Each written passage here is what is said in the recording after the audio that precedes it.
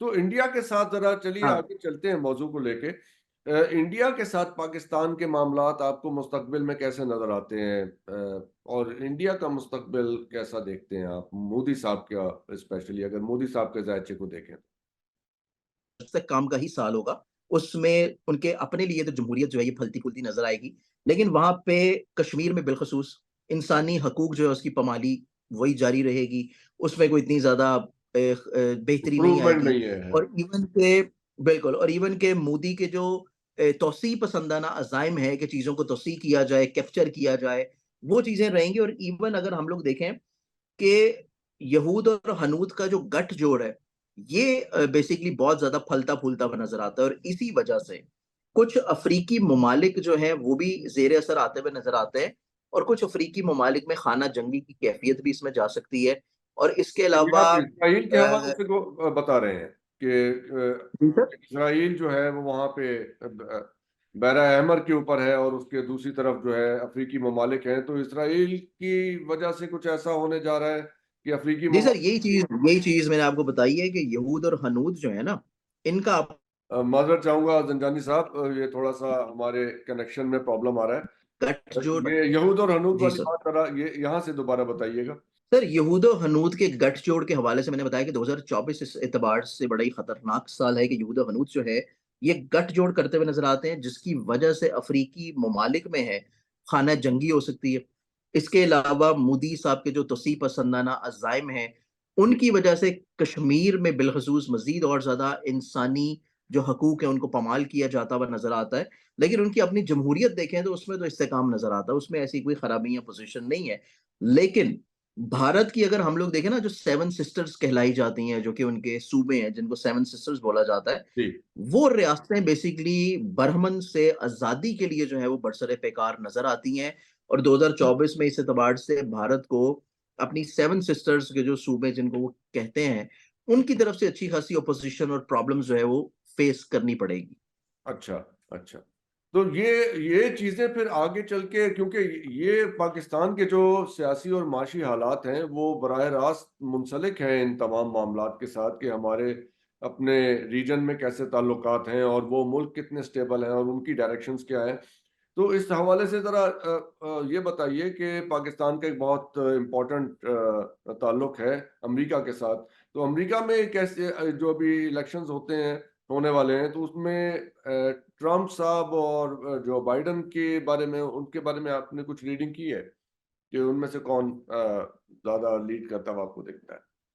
और जनरली पाकिस्तान के फिर जो अमेरिका के साथ ताल्लुकात हैं, उस बारे में ज़रा बताइएगा। जनरली अगर हम उन दोनों के चार्ट्स की रीडिंग्स देखें ना, तो उनकी चार्ट की रीडिंग्स अभी फौरी तौर के ऊपर तो नहीं की, क्योंकि हमारा ज़्यादा फ़ोकस पाकिस्तान के ऊपर चल रहा था। Right, right. लेकिन एक चीज़ मैं आपको जो है यहाँ पे कोट करना चाहूँगा, जी।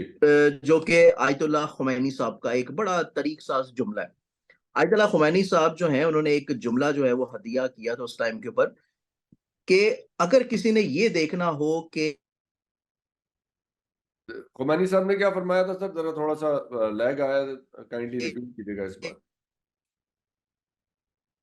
हमारी बिजली बहाल हो गई है, हम उम्मीद करते हैं कि अब हम अपना ज़रा स्ट्रॉन्ग कनेक्शन में चले जाएँगे।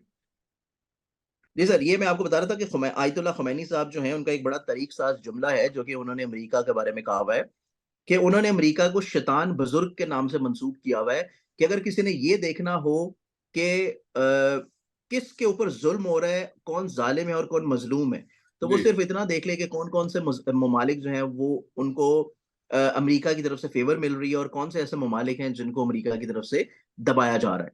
तो यही अच्छा। चीज़ हमारे बिल्कुल सामने है, जो कि गज़ा में हो रहा है।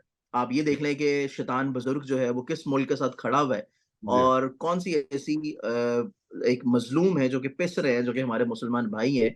तो हुँ। ये चीज़ बड़ी इम्पोर्टेंट है, जो कि आयतुल्लाह ख़ुमैनी साहब की एक तरीक़-साज़ जुमला है, कि आप तारीख़ में कहीं भी, कभी भी उठा के देख लें कि अमेरिका आपको कभी भी जो है वो मज़लूम के साथ खड़ा हुआ नज़र नहीं आएगा, हमेशा आपको ज़ालिम के साथ खड़ा हुआ नज़र आएगा। जी, और ये चीज़ जो है, ये क्योंकि उनका तरीक़-साज़ जुमला था। और यही चीज़ आपको मैं एक और चीज़ हदिया करना चाहूँगा, जी, कि अभी ये जो गज़ा की जंग चल रही है, जी। गज़ा की जंग जो है ना, ये मुमकिन है कि गज़ा की जंग जो है ये ग़ज़वा-ए-हिंद में ना तब्दील हो जाए, और ये जो है फ़लस्तीन, कश्मीर जो है, इसकी लपेट में आते हुए नजर आते हैं, क्योंकि अभी जो यूक्रेन वाला मामला चल रहा है और एक जो ये गजा वाला मामला चल रहा है, तो ये जी किसी हद तक मुमकिन है कि 2024 में कश्मीर की वजह से इंडिया पाकिस्तान के रवाबत मजीद और ज्यादा थोड़े से तल्ख होते तो हुए नजर आते हैं। ये भी आप प्रेडिक्शंस हैं। इशारा कर रहे हैं कि इंडिया पाकिस्तान के दरमियान किसी फौजी ये तनाज़े का तलखी भी ये इम्कान। तलखी तलखी कश्मीर के मामले को लेके मजीद और ज्यादा इसमें तलखी आती हुई नजर आती है 2024 में, क्योंकि अच्छा। इसमें आपने एक सुना होगा, बड़े फेमस और मशहूर एक एस्ट्रोलॉजर थे, नॉस्ट्राडेमस। जी जी। नॉस्ट्राडेमस की ना आज से कोई 450 साल पहले की एक प्रेडिक्शन है, जो कि उन्होंने 450 साल पहले ये प्रेडिक्शन दी थी, जिसमें उन्होंने ये बोला था कि फलस्तीन और उससे मुत्तसिल जितने ममालिक होंगे, वो तीसरी आलमगीर एक एलानिया जंग की तरफ जाते हुए नजर आते हैं। तो आप ये देख एलानिया लें कि जंग। World war two. जी सर। एलानिया जंग। देखिए ना, वर्ल्ड वॉर टू और वर्ल्ड वॉर वन और वर्ल्ड वॉर टू की तो हमारे पास डेट्स और बाकी सारी चीजें स्पेसिफाई हो जाती हैं, लेकिन आप ये देखें कि वर्ल्ड वॉर थ्री जो इस वक्त पूरी दुनिया में कमोबेश भी 2 से 3 जगह के ऊपर तो ये महाज खुले हुए हैं, और उसमें बहुत सारी कंट्रीज के अलाइज भी हैं। अलाइज के साथ साथ बहुत सारी कंपनीज के जो है वो ऑपोजिट लोग भी हैं जो कि उनको अपोज कर रहे हैं। तो ऑटोमेटिकली तौर के ऊपर ये वर्ल्ड वॉर थ्री जो है ये तो ऑलरेडी चल रही है। जी। नहीं तो ये आपने एलानिया का लफ्ज इस्तेमाल किया कि तीसरी जंग अजीम एलानिया तौर पे डिक्लेयर कर दी जाएगी कि थर्ड वर्ल्ड वॉर हो गई, तो ये इम्कानात भी सर मौजूद है। ये देखें ना, ऐलान सर देखें ना, एलानिया तौर के ऊपर भी इसके इम्कानात बिल्कुल मौजूद है कि इसको एलानिया तौर के ऊपर जो है वो शुरू कर दिया जाए, क्योंकि इसमें अभी जो गजा के ऊपर चल रही है उसमें आप देखेंगे इसराइल की फेवर में आपको बहुत सारे अ, ममालिक और अवामिल नजर आ रहे हैं इसमें। ममालिक जी जी। मिलते हैं फेवर में। बिल्कुल इसी तरह आपको फलस्तीन की फेवर में अभी तक जो है वो मुस्लिम ममालिक की सिवाय गीदड़ भभकियों के, सिवाय उनके नारेबाजियों के, या सिवाय उनकी अवाम के छोटे छोटे एहतजाजात के अलावा आपको कोई मजीद मेजर किसी भी लीडर की तरफ से आपको जो है वो एक जुर्रत का मुजाहरा होता हुआ नजर नहीं आ रहा, जिसमें एक थोड़ी सी जुर्रत दिखाई थी ईरान ने, लेकिन ईरान ने भी उस तरह खुल के मुजाहरा नहीं किया जिस तरह उसको करना चाहिए था। तो हम्म। ये चीज जो है ये 2024 में नजर आती है कि गजा की हमायत जो है ये बहुत सारे मुस्लिम ममालिक की तरफ से कुछ खुल के सामने आना शुरू हो जाएगी। राइट। तो अगर हम अपनी सारी इस गुफ्तगू का एक रीकैप करें पाकिस्तान के हवाले जी से सर। स्पेशली, तो उसमें नंबर वन तो ये है कि 2024 जो है वो कुछ ज़्यादा इवेंटफुल साल नहीं है, सिवाय इसके कि इलेक्शन नहीं हो सर, 8 फरवरी को। 2024 जो है ये इवेंट फुल साल नहीं होगा। 2024 को आप सरप्राइजिंग साल कह सकते हैं। वो किस हवाले। 2024 जो है ये सरप्राइजेस का साल है। अच्छा, वो किस हवाले से सरप्राइजेस होंगे जी। सर 2024 सरप्राइजेस का साल इस एतबार से कि एक तो ना सिर्फ पाकिस्तान बल्कि जी पाकिस्तान के अलावा पूरी दुनिया में भी, जी। क्योंकि सैटर्न जो है वो पाकिस्तान के अलावा बाकी ममालिक के जायचों में भी कहीं ना कहीं पे एक अपने अच्छे हाउस में और एक अच्छे दौर में चल रहा है। इसके अलावा जुपिटर की बड़ी इंपॉर्टेंस है। जुपिटर जो है ये रूहानी मौलम सितारा भी है और रूहानियत का भी सितारा है। इसके साथ साथ जुपिटर की प्लेसमेंट चेंज होनी है 2 मई को। 2 मई 2024 के बाद जब जुपिटर अपना हाउस चेंज करेगा, तो ग्लोबली तौर के ऊपर भी और पाकिस्तान के एतबार से भी जुपिटर ने मूव करके पाकिस्तान के जायचे के असेंडेंट में आ जाना है, जायचे के पहले घर में। तो इस हम्म। एतबार से बहुत बड़े बड़े कुछ सरप्राइज की जो हम लोग स्टार्टिंग में बात कर रहे थे ना, निमरोलॉजी का बड़ा इम्पैक्ट होता है। निमरोलॉजी के अकॉर्डिंगली देखा जाए तो 2023 का जो एक सिंगुलर नंबर बनता था वो हमारे पास 7 नंबर आ जाता था। और अच्छा। पाकिस्तान की तारीख आप उठा के देख लें तो 7 नंबर में कभी भी इलेक्शन जो है वो नहीं हुए। इसी तरह 2024 का अगर हम लोग देखें तो इसका सिंगुलर नंबर जो है ये हमारे पास 8 आ जाता है। तो अच्छा। 8 नंबर में हमारे पास ऑलरेडी जो है ये माजी में इलेक्शंस हो चुके हैं, जिसमें 1970 में इलेक्शन हुए थे, वो भी 8 नंबर बनता है। इसके अलावा 1988 में इलेक्शन हुए थे और उसके बाद 1997 में इलेक्शंस हुए थे। तो इस एतबार से 2024 में एक तो इलेक्शन तो हो जाएंगे या। और बहुत सारे लोगों को सरप्राइजेस मिलेंगे, बहुत सारी चीजें ऐसी होंगी जो कि लोग एक्सपेक्ट कर रहे होंगे रिजल्ट्स आने के एतबार से, लेकिन वो रिजल्ट्स जो है वो इतने ज्यादा होपफुल या फेवरेबल तो रहते हुए नजर नहीं आते। राइट। इसके साथ साथ एक और बड़ी खूबसूरत चीज है कि 2024 का जो कैलेंडर है, जी कैलेंडर जो है ना ये हमेशा अपनी तारीख जो है ये दोहराता है। 2024 का अगर हम लोग कैलेंडर देखें तो इस दफा हमारे पास जो फरवरी का महीना आ रहा है ये लीप साल है। ठीक ये 29 दिनों का होगा। जी और ये लीप साल हर जो है ना वो चौथे साल रिपीट होता है, हर 4 साल के बाद आ रहा होता है। तो इस एतबार से पाकिस्तान जब से कायम हुआ है ना 1947 के बाद से, जी पाकिस्तान के क्या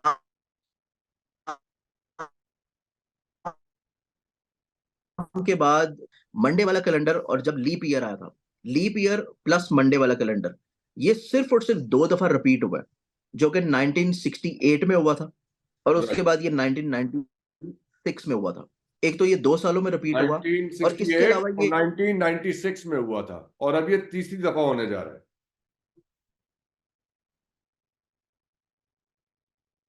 जी सर, सॉरी। अच्छा, तो सर चले इसको लेट्स वाइंड इट अप। ख़वातीन और हज़रात, ने सुनी जंजानी साहब की सारी गुफ्तगू, प्रेडिक्शन, उन्होंने बहुत ही तफसील से एलैबोरेट किया। और उसका अगर मैं खुलासा आपके सामने पेश करूं तो वो ये है कि इमरान खान साहब जो हैं वो, उनके लिए कुछ आसानियां पैदा हो जाएंगी इलेक्शन के करीब जाके। नवाज शरीफ साहब को जंजानी साहब चौथी दफा वजीर आजम बनता हुआ नहीं देखते। अगर मैंने गलत कहा है जंजानी साहब तो तस्वीर फरमा दीजिए। जहां नहीं अगर सर, ये बिल्कुल आपने सही सही फरमाया। और उसमें बिलावल साहब का भी आने वाले सालों में कोई बहुत सिग्निफिकेंट पोजीशन पे किरदार नहीं देख रहे। मरियम साहबा के बारे में हमने ज़्यादा नहीं उनसे पूछा। अगर चाहें तो क्विकली आप उसमें एडअप कर दें कि उनको आप कहाँ तो देखते मरियम साहिबा जो है उनका भी एक्टिव हैं। एक्टिव रोल रहेगा पसे पर्दा, लेकिन इतना ज्यादा कोई फ्रंट के ऊपर इंपॉर्टेंट सीट के ऊपर वो भी नजर नहीं और आता। ये हमजा शहबाज भी नजर नहीं आते आपको किसी नहीं ऐसी। सर, हमजा शहबाज जो है उनका तो वैसे ही जायचा जो है वो इतना कुछ स्ट्रांग नहीं है। आपने अच्छा। देखा होगा कि इतना मरूसी सियासत का असर और रसूख होने के बावजूद भी बड़ी मुश्किल से वो चंद एक महीनों के लिए सिर्फ जो है वो सिर्फ सीएम बन सके, उसके जी। अलावा वो कुछ नहीं करे। तो यानी आपने तो पहले फरमाया कि मौरूसी सियासत भी खत्म होती नजर आ रही है। सर ये मरूसी मतलब सियासत खत्म हो रही है, इसमें कौन पाकिस्तान का शुरू अच्छा होता है? दौर शुरू हुआ है। जी ये 19 साला दौर अच्छा शुरू हुआ है पाकिस्तान का, जिसका रिजल्ट जो है इंशाल्लाह अवाम को 2025 से नजर आना शुरू हो जाएगा। और जी एक चीज में जाते जाते ना पाकिस्तान की अवाम के लिए एक बड़ी अच्छी चीज मैं उनके लिए हदिया करूंगा, जो कि मैं एक सवाल छोड़े जाता हूं उनके लिए।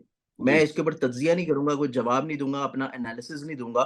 सिर्फ हम्म मैं उनके लिए एक क्वेश्चन छोड़ देता हूँ जिसकी तहकीक वो खुद से करें। हम्म, और आपने ये देखा होगा कि हमारी जो पहचान है, पाकिस्तान की जो पहचान है ना, पाकिस्तानियों की जो पहचान है, जी। आप दुनिया में किसी भी कोने के ऊपर होंगे तो आपकी जो पहचान होगी, आपका वो हमेशा जो बना हुआ है, ये उनको थोड़ा सा दुरुस्त करने की जरूरत है।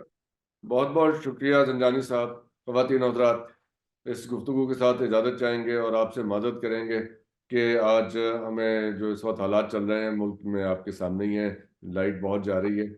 और जंजानी साहब, आप थैंक यू वेरी मच कि आपने थैंक टू यू, किया, players all for mine. Bearing with us.